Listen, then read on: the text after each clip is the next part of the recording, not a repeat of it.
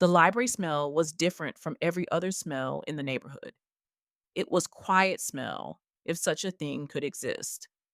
The particular scent of paper and leather and the particular dust that accumulated on shelves that had been standing in the same place for decades. It was a smell that meant you were somewhere that the normal rules of the street and the home did not quite apply. It was a smell that said something about possibility, about knowledge, about the existence of worlds that were not the world you moved through every day. I discovered the library by accident, the way many important things in life are discovered. Not because I was looking for it, but because I took a turn I had not taken before. Walked down a street I did not usually walk down, and there it was. A building that looked like it belonged to a different era, with stone steps and tall windows and a heavy wooden door with a brass handle that had been polished until it gleamed. I must have been 11 or 12 years old enough to walk places by myself, old enough to be curious about what was inside buildings, old enough to understand that libraries existed, but not yet having thought much about going to one. The inside of the library was larger than I expected, with high ceilings and wooden shelves that seemed to extend forever. There were tables where people sat reading or studying.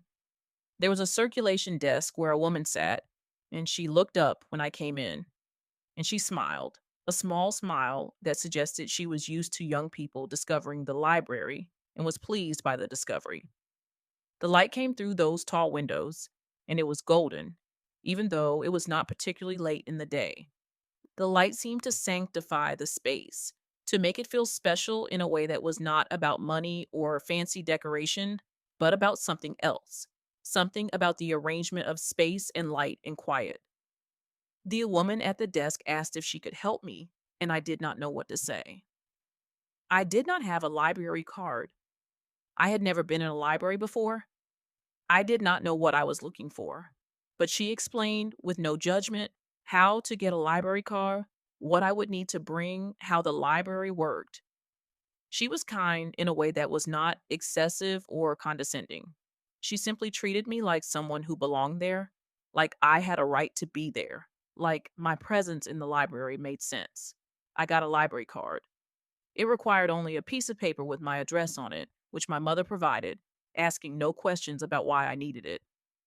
The card itself was a small thing, a thin piece of cardboard that looked almost insubstantial, but felt, in my hands, like something significant. It was a document. It was permission. It was proof that I was allowed to be in the library and to check out books. What I did not know at the time was that I was discovering, through the library, a different version of who I could be. I did not know that the books I would find there would show me possibilities that I could not have imagined without them. I did not know that the library would become the place where I would spend hours of my adolescence, would become as familiar to me as my own home, would become the place where I would learn to think about things, to imagine things, to understand that the world was larger than the neighborhood I lived in. My first explorations of the library were not systematic. I did not go looking for particular books. I simply wandered through the stacks, running my fingers along the spines of books, reading titles, pulling things out at random, sitting at one of the tables and reading. The books I chose were almost arbitrary. Something with a pretty cover, something with an interesting title, something that looked like it might be about something I was interested in. One of the first books I checked out was a book about dancers. I do not remember the title now, but I remember that it had photographs of women dancing and it had information about ballet and modern dance. I was not particularly interested in dance at the time, but something about the book drew me.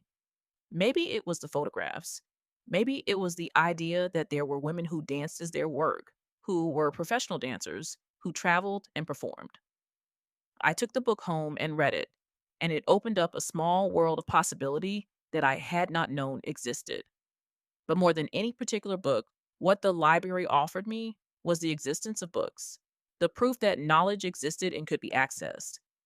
The library was organized in a way that made sense, with a Dewey Decimal System and sections for fiction and nonfiction and reference materials. I began to understand slowly how to navigate this organization, how to find things, how to use the catalog to look up subjects and authors. I was learning without being explicitly taught how to research, how to find information, how to pursue knowledge on my own. The librarian who worked at the desk, I never knew her name, though I went to the library regularly for years, became a kind of guide. She would suggest books to me. When I would check something out, she might recommend something related. She seemed to remember what I had read before, seemed to have a sense of what I might be interested in.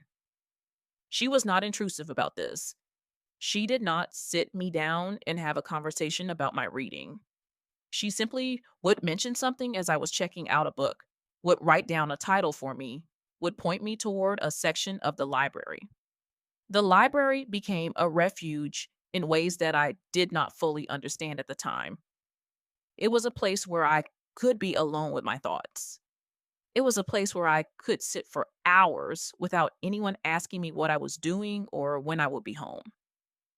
It was a place where I could read about other lives, other places, other possibilities.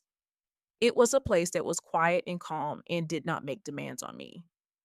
I began to understand through my reading in the library that there were more ways to live than the ways that I had been shown.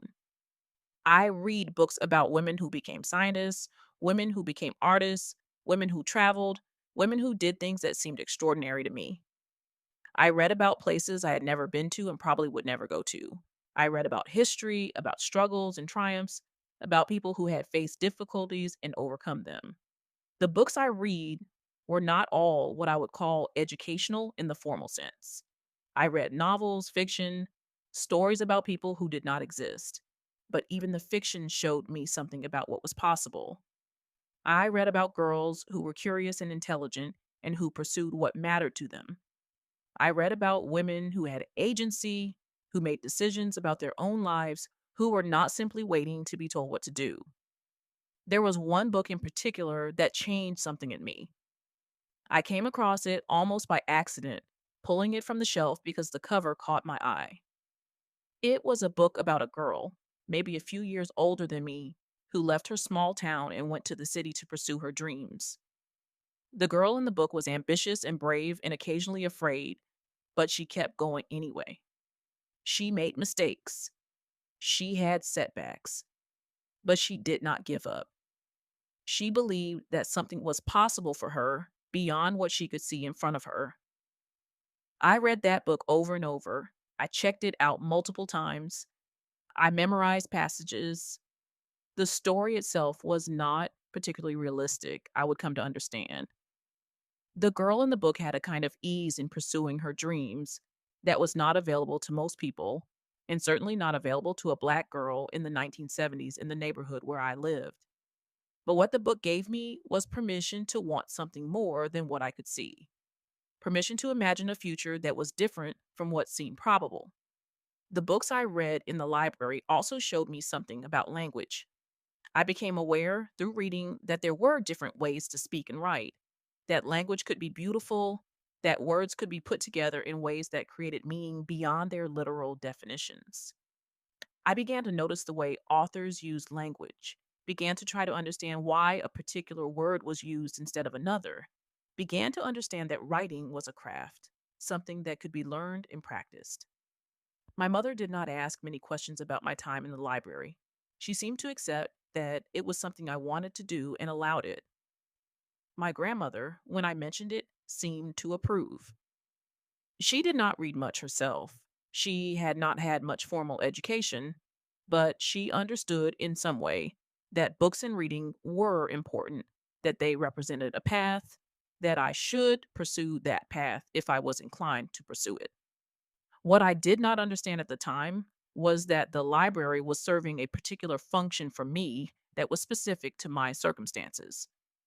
The library was a place where I could be away from the economic reality of my neighborhood, away from the limitations of my family's resources, away from the constraints of what I was supposed to be. In the library, I could imagine being someone else, being somewhere else, being in a different kind of life. But the library was also real. The books were real, the knowledge they contained was real. The possibility they showed was real, even if it was not easily accessible. I was not reading escapist fantasy. I was reading books that showed me that women could be doctors and lawyers and artists and activists and explorers. These things were real. They were difficult. They required education and persistence and luck, but they were possible. There came a time, probably when I was in high school, when I began to understand that the library was also a kind of testimony to something. The existence of the library itself, the way it was organized, the books it contained, the librarian who worked there, all of this was testimony to the belief that knowledge mattered, that access to knowledge was important, that people should be able to learn regardless of their economic circumstances. I began to notice more consciously the other people who used the library. There were students studying for tests, there were elderly people reading the newspapers, there were unemployed people using the library as a place to go during the day. There were young mothers with their children. The library served many functions for many different people. But at its core, it was a place that said, knowledge exists and you have the right to access it. This was not a small thing, particularly for a Black child in the 1970s, growing up in a neighborhood that was under resourced, that was not receiving the investments that wealthier neighborhoods received. The library was one of the few public spaces that existed that was not meant to be exclusively for people with money. It was free, it was open, it was a place where I could pursue learning on my own terms in my own time. The books I read in the library shaped how I thought about the world and about myself. They showed me that girls like me, not exactly like me, because most of the books were not written for girls like me, could do things, could be things, could matter. They showed me that knowledge was powerful, that education was valuable, that reading was a way to access both knowledge and power. I did not become any of the things that I read about in those books.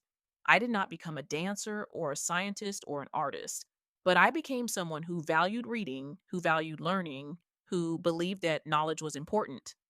And I became someone who understood that the library had been important to me in ways that shaped who I became, that it had been a refuge and a resource and a place where possibility had existed. Years later, when I learned about redlining and about how resources were distributed unequally across neighborhoods, I thought about my library. I thought about how fortunate I was that the library existed in my neighborhood, that I had discovered it, that I had had the time and the freedom to spend hours there. I understood that not all neighborhoods had libraries. I understood that access to knowledge and information was not equally distributed, that it was tied to money and power and race and a whole system of inequities that I had not fully understood as a child. But at the time I was using the library, I did not think about these larger structures. I simply knew that the library existed and that it was available to me and that it contained worlds. I knew that the librarian was kind to me. I knew that the books showed me things that I could not have known otherwise. I knew that in the library, I could be alone with my thoughts and my imagination and my dreams about what might be possible. What I carry from those years in the library is not just the specific books I read or the specific knowledge I acquired. What I carry is the memory of the library as a space, the feeling of being in that space, the sense that knowledge and possibility existed and could be accessed. I carry the memory of the librarian and her quiet kindness. I carry the understanding that public resources matter, that access to information and knowledge is important, that a person's life can be shaped by the existence or absence of a library. UAE. I also carry an understanding of what it meant to be a young Black girl in the 1970s and to discover that the world was larger than what I could see from my neighborhood. The books I read showed me that there were other ways to live, other possibilities, other futures. They did not solve the problems of my circumstances. They did not make poverty go away or discrimination disappear. But they offered something, some kind of hope or vision or sense that change was possible.